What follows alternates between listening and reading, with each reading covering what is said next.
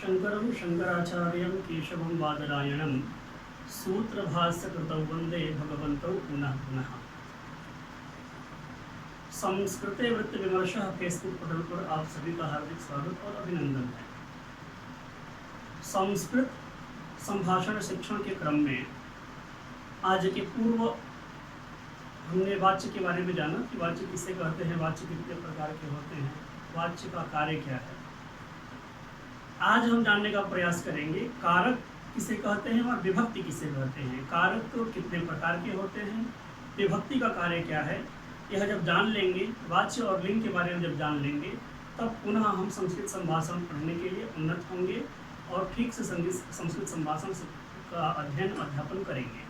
तो आज हम जानने का प्रयास करेंगे कारक किसे कहते हैं और विभक्ति किसे कहते हैं। कारक किसे कहते हैं? तो कारक का एक विग्रह होता है क्रियाजनकत्वम कारकत्वम। देखिए, कारक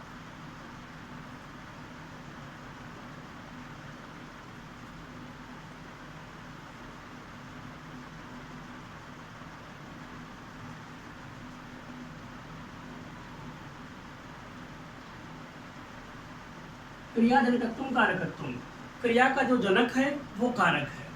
अब क्रिया का जो जनक है वो कारक है। कहीं कहीं लोग क्या समझते हैं, कारक को कर्ता समझ लेते हैं। कारक मतलब कारक कर्ता, लेकिन कदापि कारक को हमें कर्ता नहीं समझना है। कर्ता का अभिप्राय है करोतीति कर्ता, जो करने वाला है वो करता है। एक और हम जानेंगे विग्रह, यदि आप इससे नहीं समझ पा रहे हैं तो एक और है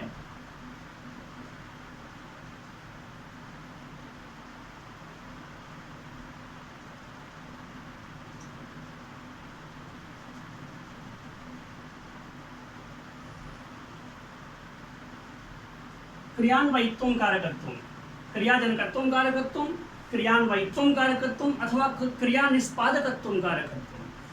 कारक क्या है? क्रिया के साथ जिसका साक्षात अन्वय हो वो कारक है।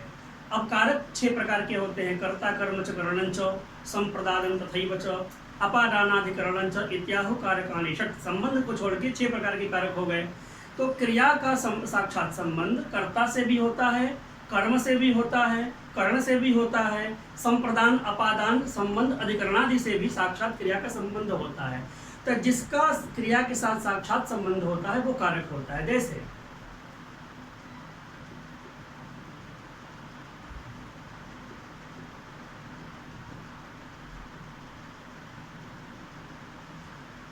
हमने अनुवाद किया कि रामः ग्रामं गच्छति, राम गांव जाता है। राम कर्तृकम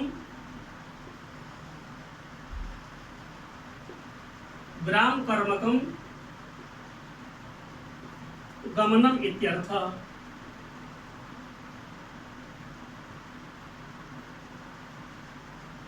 राम कर्तृक ग्राम कर्मक गमन हुआ। अब देखिए, रामः एक कर्ता है, कर्तृपद है, तो कह गच्छति, यदि हम प्रश्न खड़ा करते हैं कह गच्छति तो रामः गच्छति, कर्ता का साक्षात अन्वय क्रिया के साथ हुआ। गच्छति गमनानुकूल, उत्तर देश से योगानुकूल व्यापार हुआ, गम धातु गच्छति। तो गच्छति क्रिया के साथ कर्ता का साक्षात संबंध हुआ कि नहीं हुआ? कह गच्छति रामः गच्छति।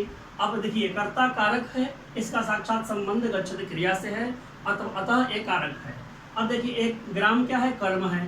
तो कुत्र गच्छति, रामः कुत्र गच्छति। जब पुत्र कहेंगे तो ग्रामः ग्रामम गच्छति, तो ग्रामम एक कर्म पद का भी संबंध साक्षात क्रिया से हुआ कि नहीं हुआ?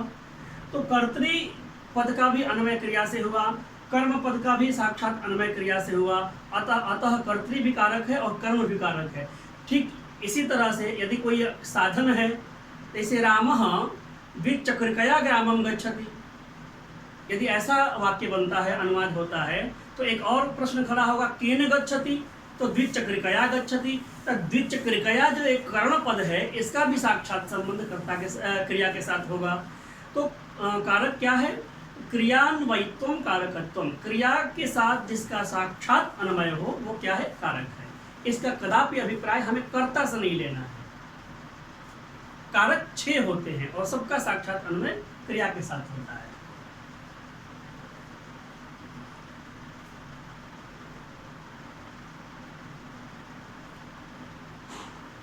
अब हम जान गए कि कारक किसे कहते हैं।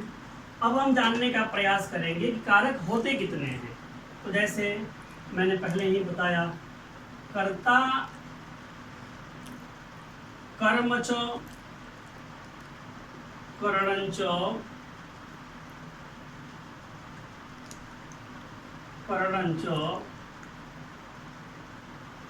संप्रदानं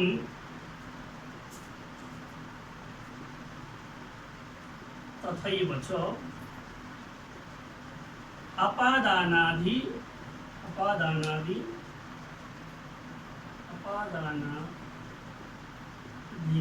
च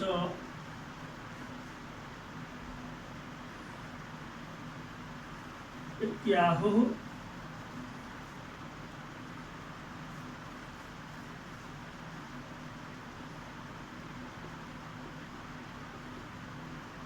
कारकाणि षट्। ये 6 प्रकार के कारक हुए। कौन?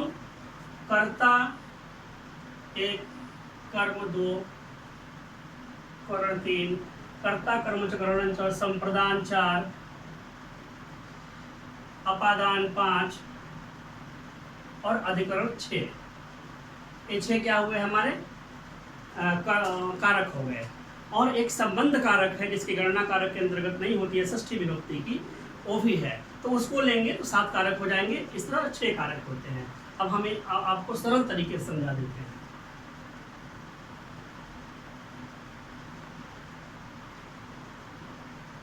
देखिए, प्रथम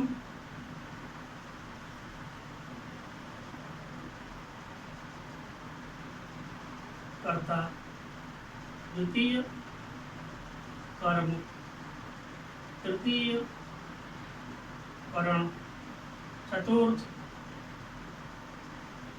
संप्रदान, पंचम अपादान, षष्ठी संबंध, जिसकी गणना कारक में नहीं होती है लेकिन इसको जानना चाहिए, संबंध, सप्तम अधिकरण। ये हमारे क्या हो गए? 6 कारक, संबंध को लेकर 7 कारक हो गए। अब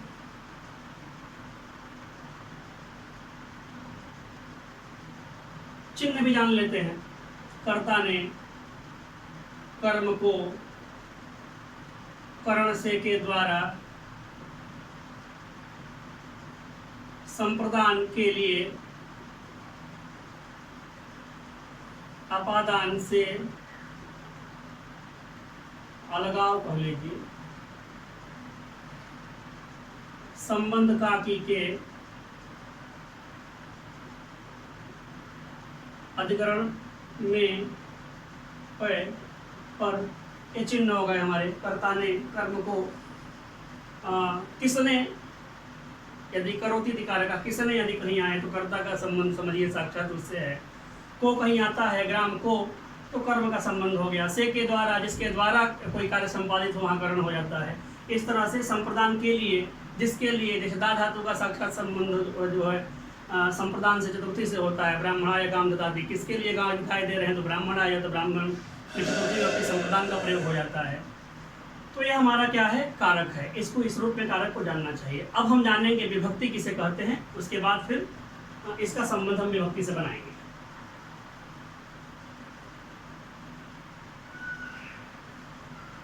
विभक्ति किसे कहते हैं? विभक्ति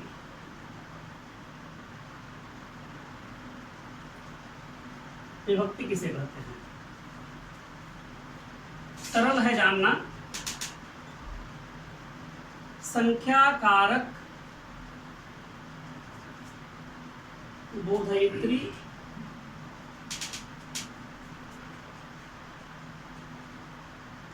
संख्या कारक बोधयित्री विभक्ति।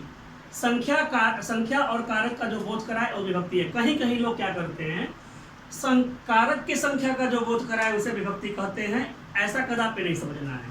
संख्या और कारक इन दोनों का जो बोध कराता है उसे हम विभक्ति कहते हैं। जैसे अब क्या है कि जैसे भवति भवतः भवन्ति तिप तस्झी इत्यादि प्रत्यय होकर के जो क्रियापद की सिद्धि होती है उसमें तिप तस्झी इत्यादि प्रथमा द्वितीया इत्यादि जो विभक्तियां हैं उसका ज्ञान हमें विभक्ति करा, उसके संख्या का भी ज्ञान विभक्ति कराता है और कारक की भी संख्या का ज्ञान विभक्ति कराता है। तो सुबंत और तिगंत इन दोनों के संख्या का जो बोध कराए उसे हम क्या कहते हैं? विभक्ति कहते हैं। जैसे हमने लिखा कर्ता, तो कर्ता का अभिप्राय क्या है? तो कर्ता में प्रथमा, ये प्रथमा संख्या का बोध, ये विभक्ति का बोध कराया। तो कर्ता में प्रथमा, कर्म में द्वितीया, करण में तृतीया,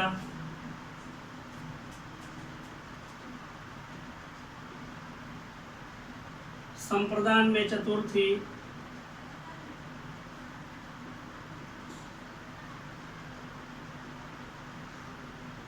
अपादान में पंचमी,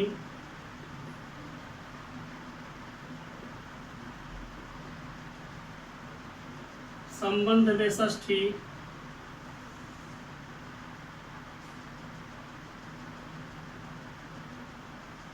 अपादान में अधिकरण,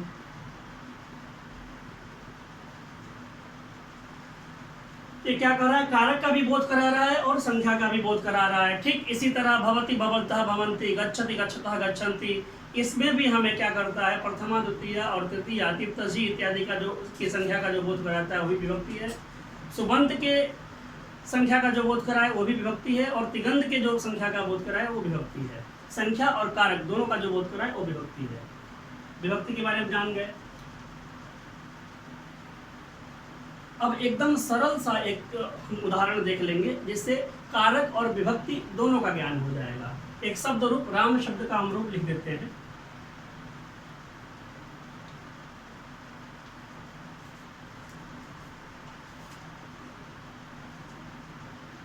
देखिए यहाँ लिख देते हैं विभक्ति।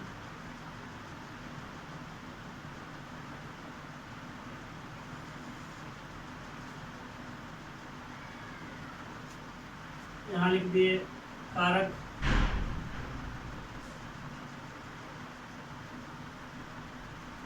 एक वचन,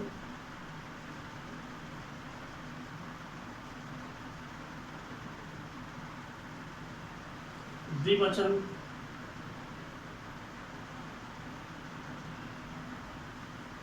बहुवचन। एकदम सरल है, समझ जाना।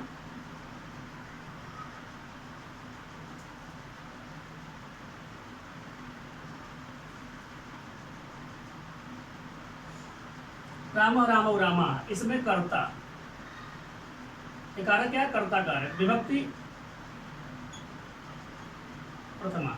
एकदम सरल है समझना, इसको समझने का प्रयास करिए। अब देखिए रामम, रामौ, रामान। रामम एक वचन, रामौ द्विवचन, रामान बहुवचन। इसमें क्या है? कर्म कारक है। द्वितीया, कर्म कारक में द्वितीया विभक्ति का प्रयोग। जब व्याकरण का अध्ययन प्रारंभ होगा तो ये भी बता दिया जाएगा द्वितीया विभक्ति कैसे होगी, लेकिन अभी इतना ही जानना है कि राम कर्म में द्विवचन का ही प्रयोग होता है। क्या नाम? द्वितीया विभक्ति का ही प्रयोग होता है। तो एक कर्म मेरा कारक हो गया, अद्वितीय विभक्ति हो गई। अब रामेण,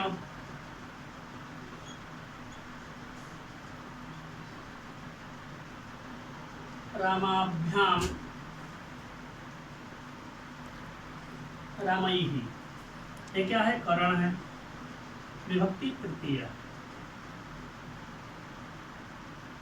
अब रामाय,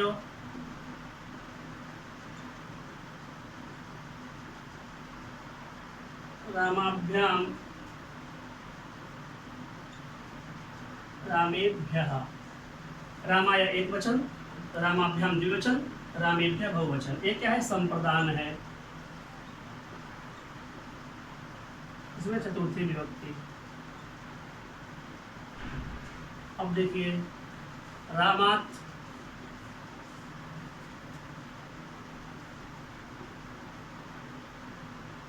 रामाभ्याम, रामेभ्यः, ये क्या हो गया? अपादान। अपादान में पंचमी विभक्ति। अब आएगा संबंध, तो रामस्य, रामयोः, रामाणाम, ये हो गया षष्ठी। ये क्या है? संबंध कारक है। अब आएगा अपादान, रामे, अपादान अधिकरण, रामयोः रामेषु, ये क्या हो गया? हमारा अधिकरण हो गया। रामे एक वचन, रामयोः द्विवचन और रामेषु बहुवचन, ये क्या हुआ? अधिकरण, सप्तमी विभक्ति।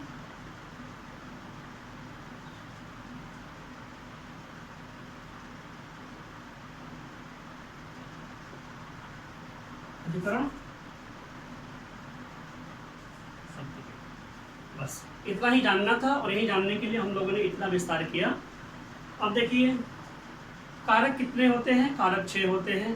कारक का लक्षण क्या है? क्रियान्वयित्वम कारकत्वम, क्रिया के साथ जिसका साक्षात संबंध होता है वो कारक होते हैं। कारक का मतलब कर्ता नहीं होता है। 6 कारक हैं, इन सभी का संबंध क्रिया के साथ होता है। और विभक्ति किसे कहते हैं? तो संख्या कारक बोधयित्री विभक्ति, संख्या और कारक का जो बोध कराए वो विभक्ति है, जिसका उदाहरण सामने है। कर्ता में प्रथमा विभक्ति होती है, तो कर्ता का भी हमें बोध कराया और प्रथमा एक विभक्ति का भी बोध कराया, इसे विभक्ति कहते हैं। और ये सामने चार्ट बन गया आपका एक वचन, द्विवचन, बहुवचन का, इसको नोट करें और इसका अध्ययन करें। आगे वाले वीडियो में हम लिंग और वचन के बारे में जानेंगे और पुनः सम्यक्तया संस्कृत संभाषण का अध्ययन हमारा प्रारंभ होगा। तब तक के लिए जय विश्वनाथ। कितना मिनट के बना?